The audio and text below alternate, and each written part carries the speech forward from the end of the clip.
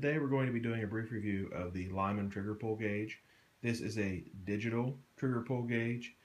A lot of folks want to talk about the weight of a trigger on a gun, and that is a very subjective thing. Sometimes you have longer triggers with the same weight of pull lasting for a longer distance traverse to the rear, which makes a trigger feel heavier.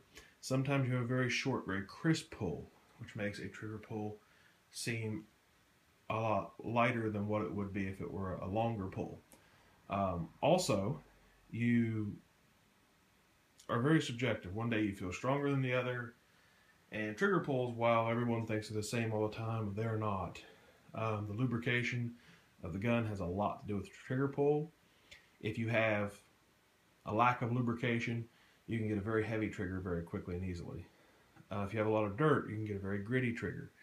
So having a trigger pull gauge when testing your gun is always very important.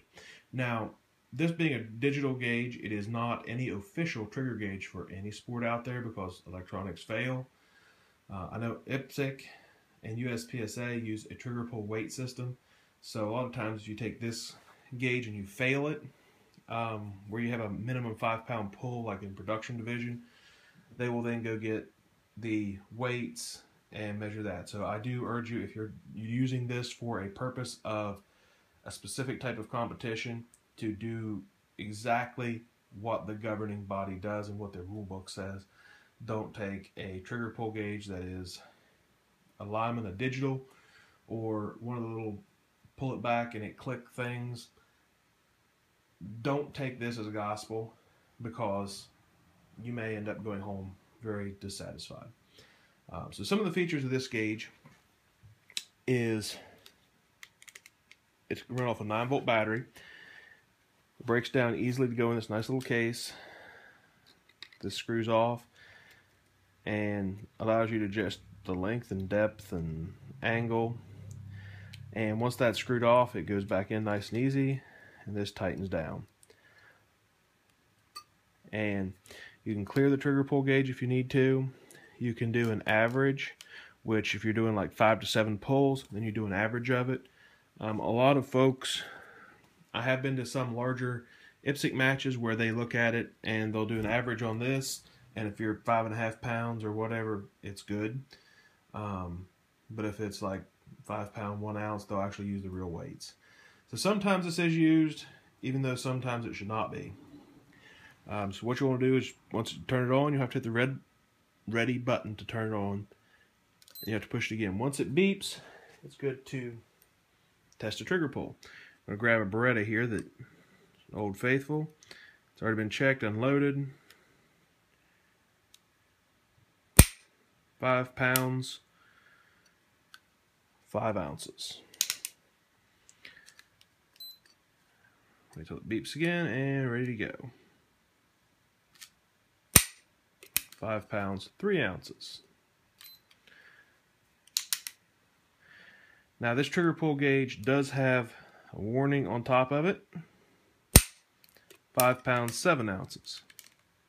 So we do an average of 5 pounds, 5 ounces. And you can switch it from pounds to grams, and you can clear it, which clears your average.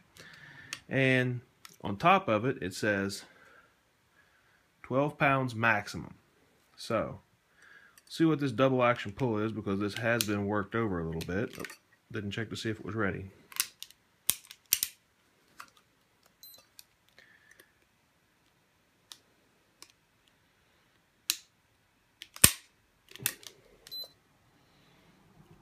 Still quite a heavy trigger pull.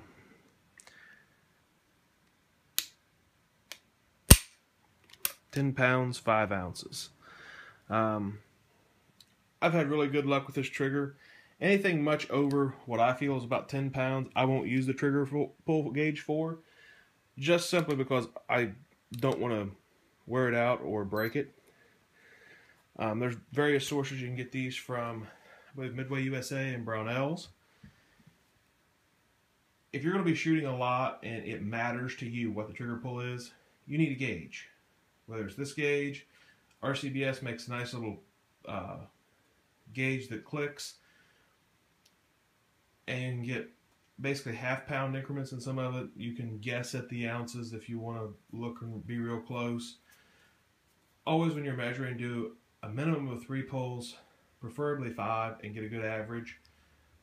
Everybody likes a trigger. Everybody wants to brag about a trigger, but this is a great tool to call BS with. Any questions or comments, please add them below. Thanks for watching, and enjoy some shooting.